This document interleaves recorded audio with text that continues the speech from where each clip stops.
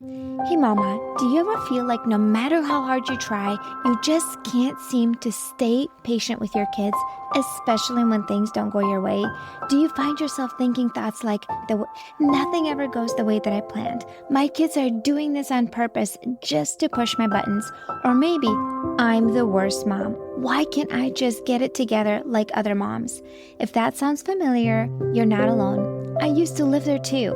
The constant negative thinking and defeated attitude used to keep me stuck in the cycles of feeling really upset when things did not go my way, talking to my family in an ugly tone, and all of that led to frustration, shame, and guilt.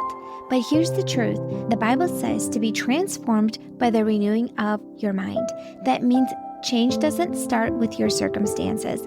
It starts with your thoughts. And that's exactly why I created the Renewed Mindset course for Christian moms, a 5-week self-paced course designed to help you take your negative thoughts captive and renew your mind with life-giving biblical truth so you can finally show up with patience, calm, and Christ-like compassion even when your kids are testing your limits. This course officially releases in January, but I have some exciting news. It's available for pre-sale right now, and when you grab it during pre-sale, you will get it at the lowest price it will ever be. Plus, you'll get instant access to special bonuses, 4 positive motherhood affirmation recordings created to help you start shifting your mindset today. These recordings will help you begin seeing motherhood through faith-filled, life-giving lens even before the full course releases. And if you want deeper support and accountability, you'll also have an option to upgrade to live coaching walkthrough in January, where I will personally guide you through the course week by week, answering your questions and help you actually follow through so it doesn't just sit in your inbox. Mama, this course was created for the mom who is tired of feeling stuck in the negativity. The mom who loves her kids deeply but wrestles with her thoughts, her attitudes, and her reactions. The mom who feels frustrated by her harsh tone, catches herself blaming her kids for her yelling, holds unrealistic expectations of herself and her children, and believes that everything has to be just right in order for her to stay calm. Deep down, she longs for change, to become the kind of woman who thinks from an empowered, faith-filled perspective, looks for the good in her family, and can be adaptive to the circumstances that she is given. If you're ready to renew your mind, respond with patience, and walk in peace no matter what the day brings, this is your next step. Pre-sale for the Renewed Mindset course is open right now. The price will be going up in December, so grab it while it's at the lowest price ever and start your journey towards renewed, life-giving mindset today. You can find the link in the show notes.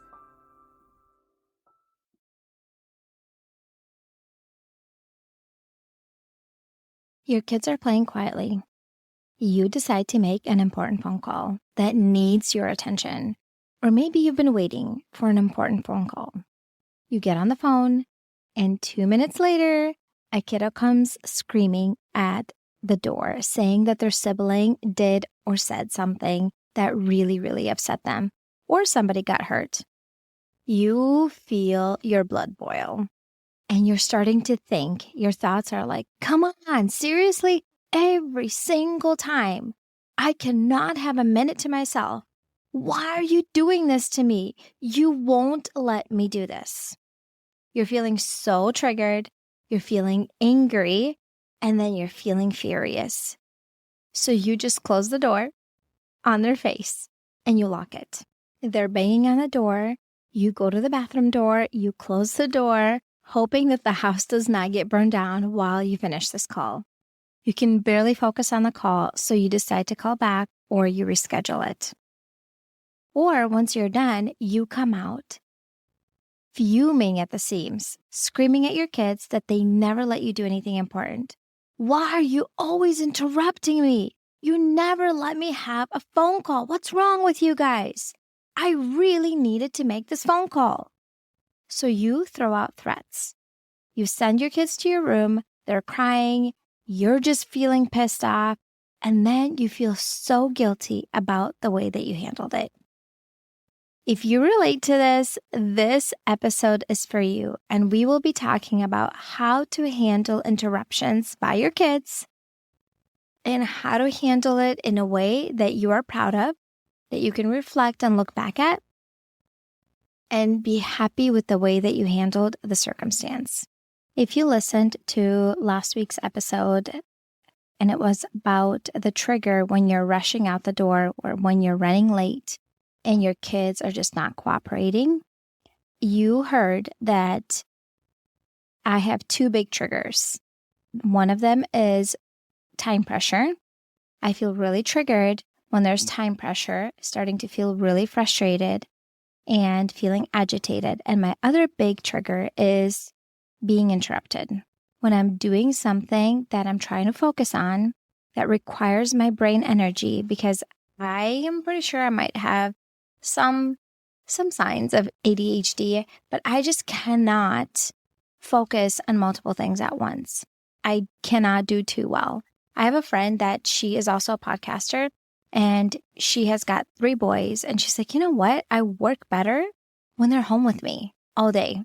Like, I work better with chaos. I grew up in chaos. I work better with chaos, and I just cannot. I cannot do focused work. I cannot do anything focused, like fill out an application or something like that. I will make mistakes. I will mess up. And so for me, I need focused time. And so I wanted to share with you this scenario because it has happened to me, because I've experienced this multiple times and I hated the way that I was handling it. And I have these 2 big triggers that I really had to work through.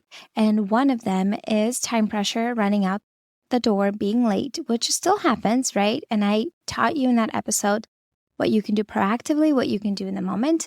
And the other one is interruptions.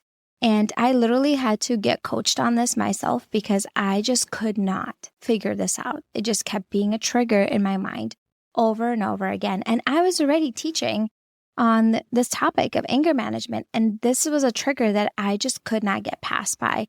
And my coach, my mindset coach, Tessa, she coached me on this topic because I just could not get past it. It was just that hard for me. So my scenario often happens with my kids when they are at home and I sit down to do focused work.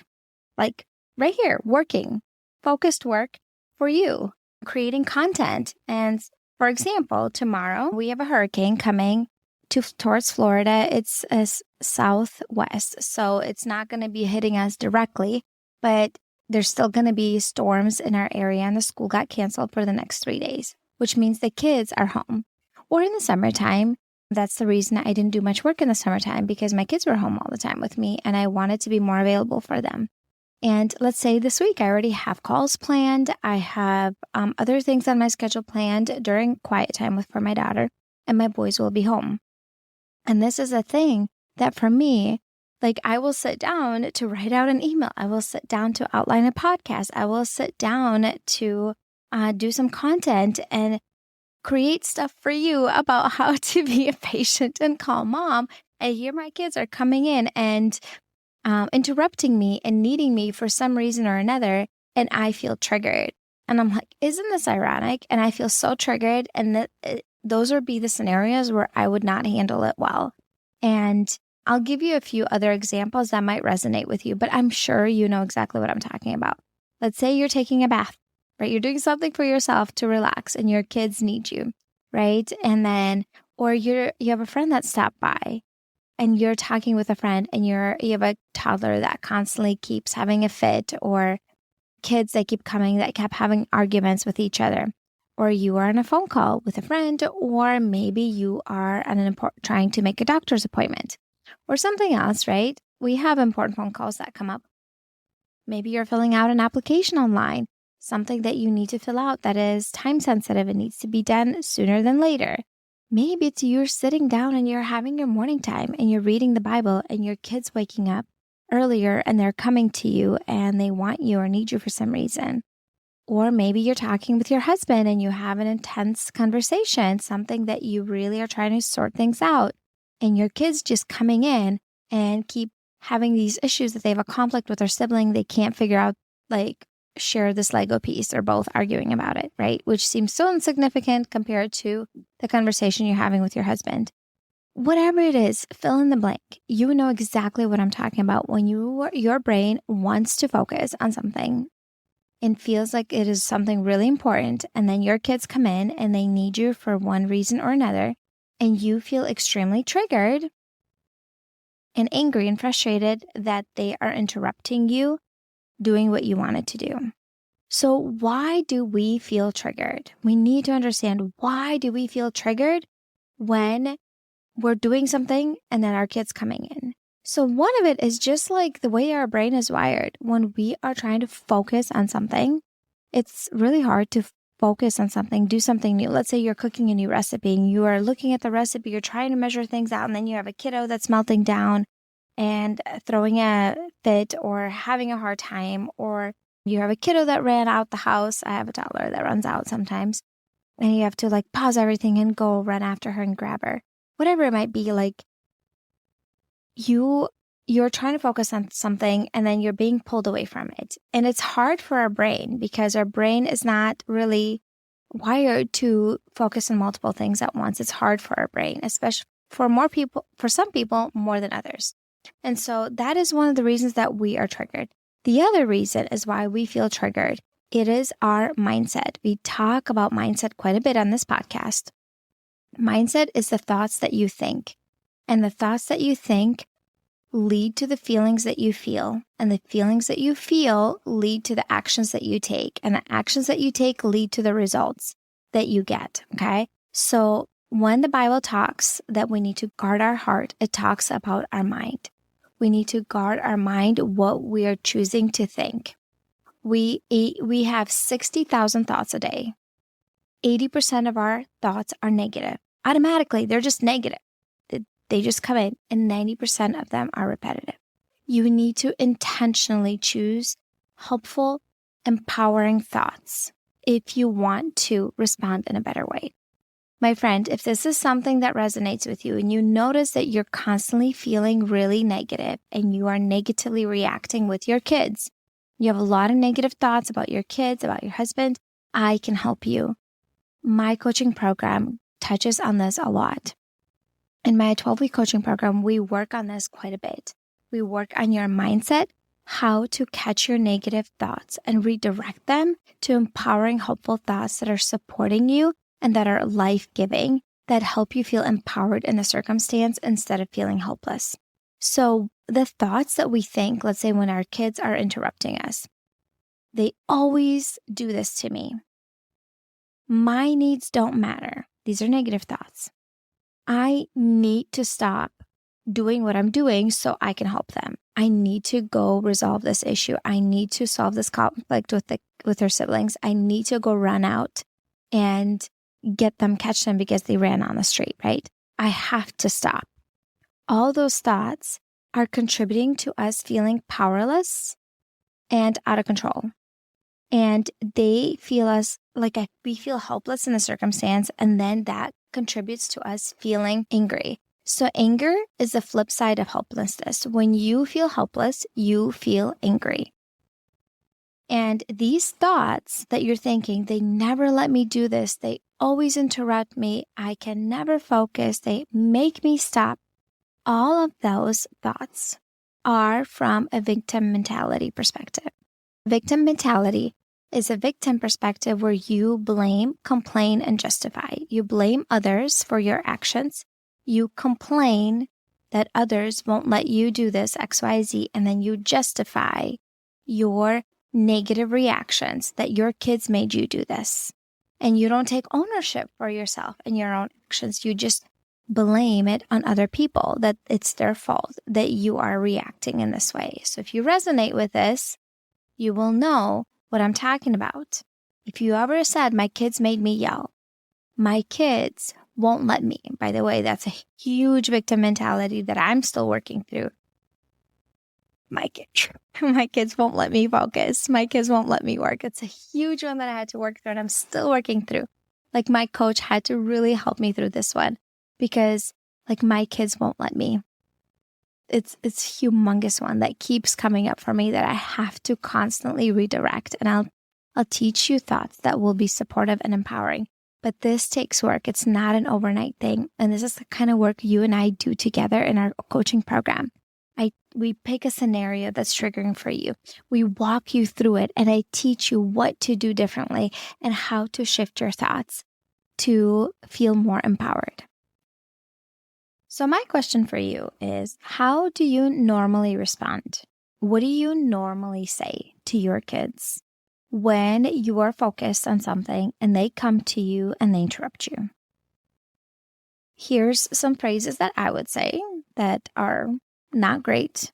They're not helpful in the sense that I don't really like how they sound, and I don't want my kids repeating that to each other or saying it to their kids later on. Get out of here.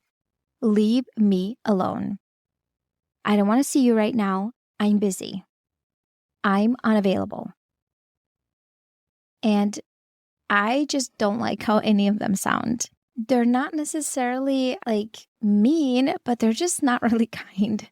And it's not who I want to be, and it's not the way that I want to handle the circumstance with my kids. So I also want to ask you, how do you feel afterwards about yourself as a mom when you don't handle interruptions in a way that are aligned with who you want to be? How do you feel about yourself as a mom? Well, I personally feel pretty crummy. I really don't like how I handle the circumstance, and I just feel bad. And I just especially feel guilt about that how I teach my mamas to handle things in a better way, and then I don't do it in like 100% of the time in the way that I really feel proud of. And so for me, I just feel really crummy and guilty because there are times that I can handle it in a better way, and I just don't.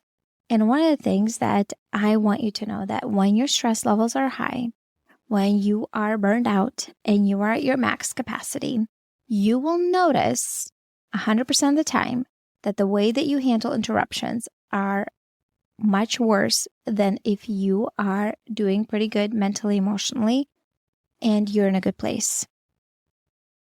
And I have a really, really good training for you that will be extremely helpful. It is called How to 10x Your Emotional Capacity Levels. You can either purchase it for $27 if you scroll down to the link in the show notes, or what you can do is leave me a 5-star rating and review on Apple Podcast and take a screenshot and then email it to me, hello@emotionallyhealthylegacy.com. And when you email it to me, I will give you a coupon code where you can get that training completely for free. And the training is how to 10x your emotional capacity levels as a mom. Because when you are on low capacity, when you reached your capacity in the sense like you cannot handle more, you will react when your kids are interrupting you. When you have more capacity and you're in a better place mentally and emotionally, you will be able to respond in a way that really aligns with who you want to be as a mom. You're going to have so much more capacity to handle it in a better way. And I will still teach you tools, because you still need tools. Like in this podcast episode, I'll teach you what to do really. And you still need to have the capacity to do it, because if you're just run down, you're constantly exhausted, you have unmet needs, and you are just running on empty, you will have a hard time implementing what I'm going to teach you today. All right. And so that training is going to be really helpful for you to realize, why am I overreacting and what can I do to make changes? And there's a lot of practical implication in that training. All right. So what can you do differently to respond in a gentle way that you are proud of? There is a Bible verse that I want to bring in today. It's 1 Corinthians 13:4. Love is patient, love is kind. We need to be kind to our children. We need to be patient with our children. God calls us to be, right? We love our kids. We want to be kind. We want to be patient because it feels good when we're kind and patient. And sometimes that feels so hard. And that's what I'm here for. And this is why this podcast exists, to help you and support you on this journey. So what does it look like to be a patient and kind mom when your kids are interrupting you, when you're being focused on something else? Practically speaking, what does that look like? If you haven't heard me mention this phrase yet, I got it from the book Triggers by Wendy Speak and Amber Leah. And it says, figure out what you mean to say before you say something mean. You need to figure out ahead of time what you're going to say to your kids, how you're going to handle the circumstance before the stressful and triggering moment comes. So step one is, first of all, you need to teach your kids proactively before you have moments where you need to do something focused, what to do when you are unavailable, when you're busy. Because the truth is, it's not that the truth is the world does not revolve around our kids. There are times where you are unavailable, when you are busy, and they need to learn to respect that. That's my perspective and belief on it. And when are they allowed to come to you? What is an emergency? What does that look like? When are they allowed to come to you? And then when they do come to you, how do they ask for help? Let's say if I'm working and my office doors are closed, what do they need to do? They need to knock first. If I'm talking to a friend, what do they need to do? They need to put their hand on my hand. That means I see them and I will get to them as soon as I'm available. That I know that they need to say something to me and I will respond to them when I am available. Kids don't just have these skills out of the blue. They're not born with it. We need to teach them what to do. They're not born learning or knowing that interrupting is disrespectful.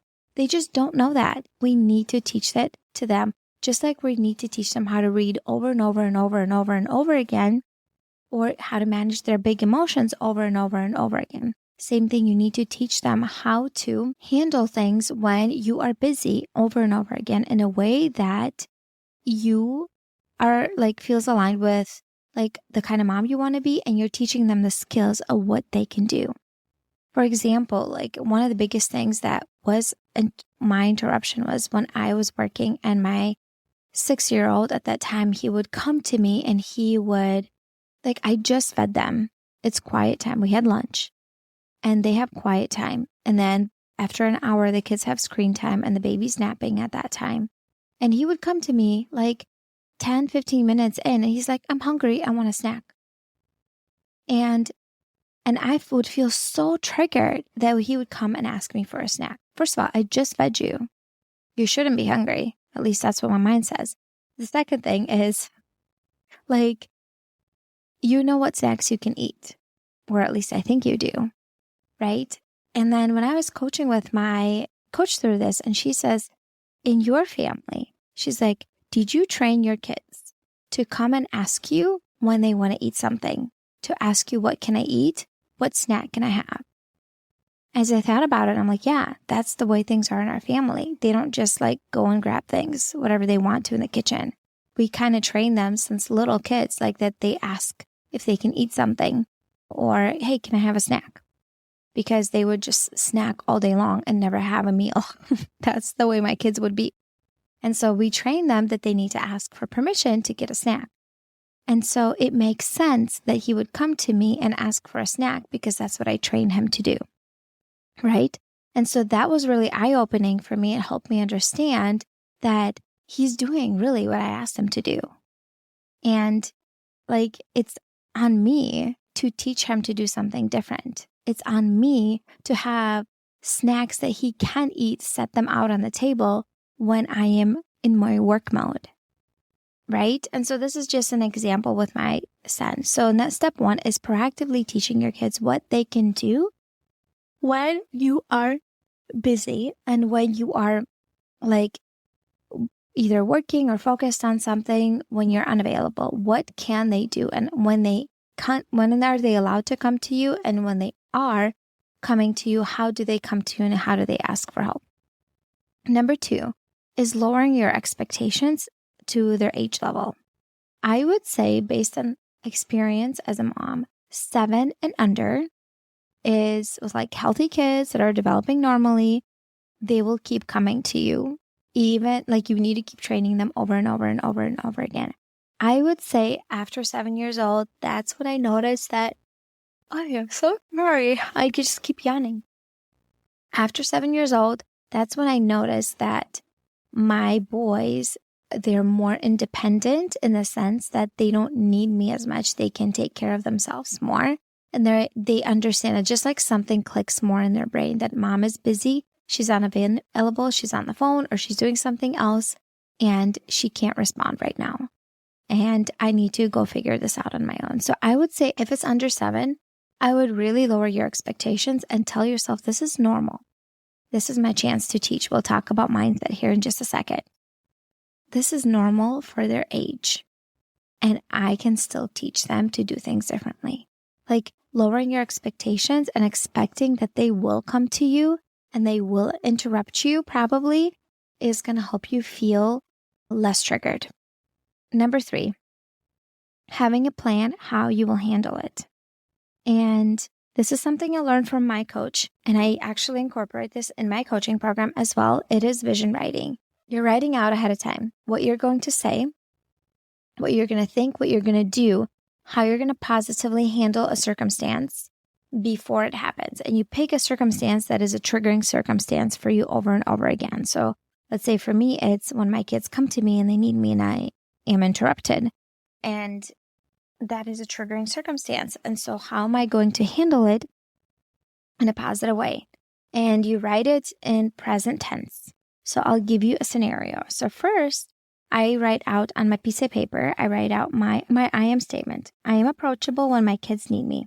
I choose to pause before I respond. I ask great questions, and I approach circumstances with curiosity. And so then I write a question. What does it look like when my kids need me and I am working or focused on something?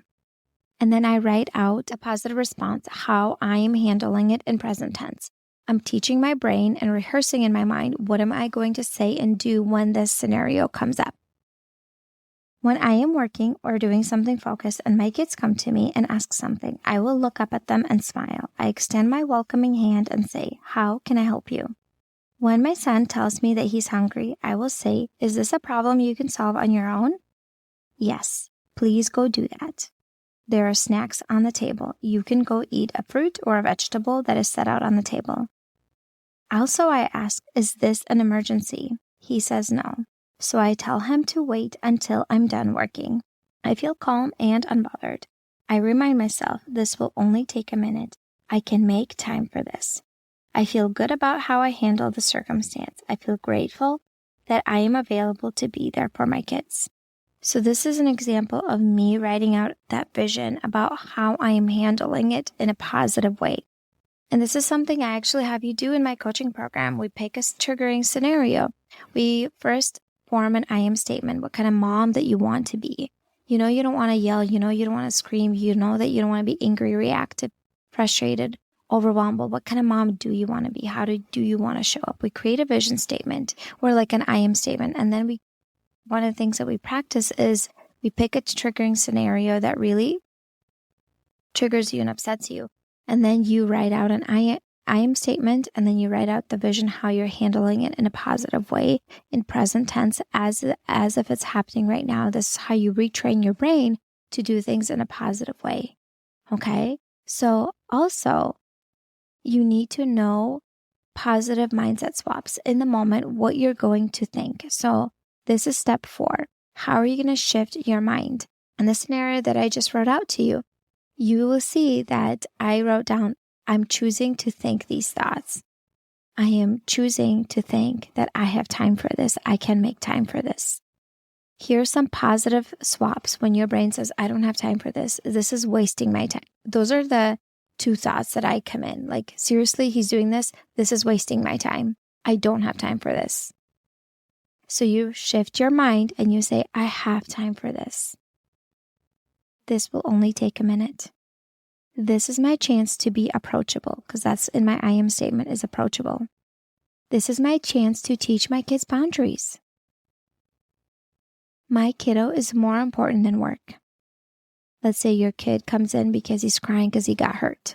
My kiddo is more important than work. This is more important. My child is more important. I choose to pause instead of interrupt, because interruption for me, that's such a trigger word. When I think to myself, my kids are interrupting me, it's such a massive trigger word. Like, it just triggers me to the core. Versus I choose to pause. I choose to pause what I'm working on to help with my kids with whatever they need help with. I choose to pause. And I want to share with you a positive example that just happened recently. So I have a new client that recently started working with me, and she's got 2 young kids. And one of the things that kept triggering her, and I was talking with her, what is something that really triggers you? Because we were going to do vision writing with it. And she says, I have this thing that happens almost every single day. And we get in the car to take my son to preschool, and my 2-year-old wants to buckle herself. And I just don't want to spend the time doing that. I just force her in that car seat and I buckle her. And just because it takes forever for her to buckle herself and she's fighting it, and I feel so frustrated and I just hate the way that I handle it. And I just want to do things differently. I want to respond in a better way. And so we walked through this. We talked about mindset shifts. Like, I can make time for this. I can wait. I can let her buckle. I have time for this. Because realistically, she did have time for it. She would come to her preschool 15 minutes early. She had time for an extra minute for her daughter to buckle herself and allow her daughter to have that space and that little self-control that her daughter is trying to, get a grasp on, because toddlers want to have control. They honestly don't have much control over a lot of things in their day. And so they will try to fight control on everything. Some toddlers more than others. Believe me, I know. I have a 3-year-old right now that tries to fight me on everything. And so this is normal for them to want to buckle themselves. I can wait. And so I had her write a vision about how she's handling this. When they come up to the car, what does it look like for me to leave the house, take my kids to preschool in the morning, and when my daughter wants to buckle herself? And she wrote out a vision, how she's handling it in a positive way, the thoughts that she's choosing to think, how she's feeling about her daughter, how she's handling it. And literally she's like week 1 into my coaching program. And we were like, I asked her, I'm like, how was your weekend? Like, how did it go with the kids with you doing the vision writing? And then her husband was out of town and she was with her kids the whole weekend. And I had her do vision writing about how she spends her time with the kids, how she handles herself and shows up as a mom. And she's like, oh my gosh, things went so much better. I chose to let her buckle and I chose to wait and tell myself, I have time for this. I can make time for this. And she did it herself. She felt so proud of it. And I felt so good about how I handled it without like forcing her and just pushing her in, buckling her, and just handled in a much better way and like feeling so good about the way that you show up as a mom instead of feeling so frustrated and angry and annoyed and agitated when you get yourself in the car and when you pull up to the school and you have a screaming toddler in the back, right? Obviously, there's a time and a place where you just need to buckle them, but there are times where you can wait. You can choose to wait. You can choose to adapt. You can choose to do things differently. Right? And so this vision writing is so valuable and important. And this is something we work on in my coaching program. This is something I do. And this is something I teach you to do because it is so powerful and it's so transformational. And then step 5 is something I want you to remember is really try to save the focused things that you really need to do. Something that's super important and focused when someone else can be with your kids. For example, when your husband is home and you can communicate, hey, I really need to make an important phone call. Can you please be with the kids? When you can have either a swap with a neighbor or a friend where she watches your kids and you watch her kids another day. Maybe when the kids are at grandma's house, maybe the kids are with a sitter, maybe when the kids are napping, or and you turn on some screens for them. Try to do something, when you need to do really focused things, to do it when your kids are you or someone else that can attend to them, or they are napping and they're not going to come to you, because it is hard for our brain. It is hard for our brain when we are being pulled away and we need to focus on something. Like, I cannot imagine. I just know some moms that they go to college. They're like going through nursing school with toddlers. And like, I just feel overwhelmed thinking about it. I'm like, oh my goodness, I am so impressed how you can do this. And I just know that I would not handle it well. I would have such a hard time because in order for me to get good grades in school, I had to study a lot, like a lot. I had good grades, but I studied a lot to get them, like hours and hours and hours of focused study. And so I would not be able to do it with my kids. Like I just would not be able to get decent grades and be a mom with little ones. And so I just know those limits about myself. And knowing that about yourself, you can be like, okay, how can I support myself? What can I do? How can I delegate, simplify? How can I ask for help? And this is examples where you would ask for help for someone else to help you with your kids. Okay. Also recognizing this season is going to pass. Your kids are going to grow up. They're not going to need you all the time. I have a 12-and-a-half-year-old. He doesn't come to me like this. He doesn't need me all the time. He's more than happy to be in his room by himself. Like, this time passes. And so just remember that this season is going to pass. So the 5 steps is proactively teaching your kids what to do when you are busy and unavailable. Number 2 is lowering your expectations that young kids will come to you and interrupt you even when you teach them. And when you expect that they will come to you, you will feel differently. Okay, versus expectation that I'm expecting them not to come to me, and then you will feel more triggered. Number 3 is having a plan how you're going to handle it in a positive way. Write out your vision, what you're going to do, say, what you're going to think when your kids are coming to you. Because they still will, okay, even though you teach them. Because you need to have expectations of yourself. Yes, you have the expectation on your kids for them to stay busy and not come to you. Well, what happens when they don't? They're going to come to you. What are you going to do? Because you're only responsible for yourself. Number 4 is what are some mindset shifts that you can choose in the moment that are really supportive for you? I can make time for this. This will only take a minute. This is my chance to be approachable. My kid is more important than XYZ. I choose to pause. Is this like the mindset shift that you will choose to think? So these are some examples. And step 5 is save the focus stuff when someone else can be with your kids and take over. I know it's not always a possibility. So how can you adjust the times when you are doing something focused, when your kids are either napping or like busy with something else, like maybe they are on screens? Because for me personally, that's when my kids are home and I have a coaching call. Typically, my boys are on screens because very low chances they will come and need me versus if they are just staying in their rooms and reading a book and they get bored or they get into an argument with one another. So just something to keep in mind to be strategic about that. I hope you found this podcast episode helpful. And these are the things that just been helping me. And this is something I still intentionally work on. This is still a big trigger for me. It's less triggering than it was in the past. And this is something I'm still intentionally working through. The 2 big triggers for me is time pressure. Again, that's some stuff with time and being interrupted, feeling like my kids are taking my time, wasting my time, feeling like thinking my thoughts, negative automatic thoughts, that I don't have time for this. It's like the whole thing with time. I tell you, I have like a whole thing with time. And so I'm working through this, working intentionally through this. My friend, if this is something that you found really helpful, and you're ready to do this kind of work on yourself, you're ready to make changes, you find yourself constantly reacting with your kids, yelling, screaming, reacting in anger, and you hate the way that you show up as a mom, my friend, there's hope for you and you can change. I have a step-by-step process for you. I have a coaching program designed just for this, for you. If you feel triggered and reactive and angry constantly and you want to change your ways, you can change. God can help you through that. And I'm here to walk with you along the way and give you a step-by-step process. And so reach out to me. The next step for you to connect with me is to book a consultation call. If you scroll in the show notes, there's a button there, or there's a link there that says book a free consultation call.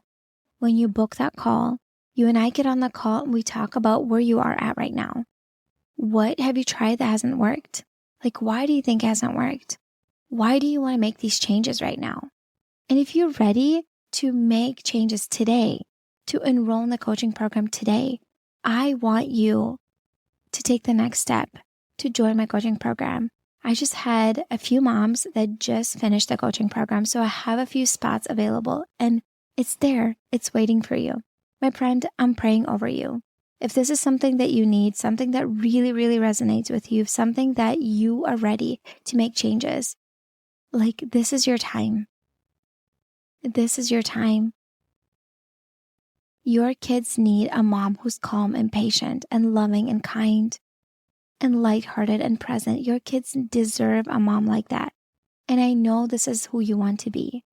You have nothing to lose. If you join my coaching program and if you show up for 12 weeks and you do the work and you don't see positive changes in your life, I will give you a full refund at week 12. You need to show up and do the work though. This program is for the mom that's ready to do something different, who's ready to make changes. It is scary. It does feel a little scared. It does feel a little scary to make these changes, to enroll into the unknown. I promise you, you're going to see positive changes. I have a guarantee. I have a guarantee that this program works. Everyone that has enrolled in it, everyone that went through it, everyone saw positive changes in their life, and so will you. It is impossible for you to come to the coaching calls, to watch the trainings, to do the homework assignments, to be part of this community and not see positive changes. It's just impossible. God is going to do the work in you, and I am here to support you every step of the way. So if you're ready for this, I'm here to help you. Book a consultation call. This is just a conversation between you and me and how I can help you and support you on this journey. And if you are a good fit for my program, I will invite you in and you will get access to week 1 right away of the coaching program. And you and I will schedule your first one-on-one coaching call and we will work on this together. My friend, I cannot wait to connect with you. And until next time. Hey mama, before you go, don't forget that the Renewed Mindset course for Christian moms is officially on pre-sale right now. This 5-week self-paced course helps you rewire your negative thoughts and renew your mind with biblical truth so you can show up with more calm, patience, and Christ-like peace in motherhood instead of blaming, complaining, and having a sour attitude when things do not go your way. When you grab it during the pre-sale, you will get it at the lowest price it will ever be, plus immediate access to 4 positive motherhood affirmation audios that help you rewire your brain when you feel negative about motherhood, when you feel guilty for taking time for yourself, when you had a hard day as a mom, and faith-filled motherhood affirmations will help you start shifting your mindset right away.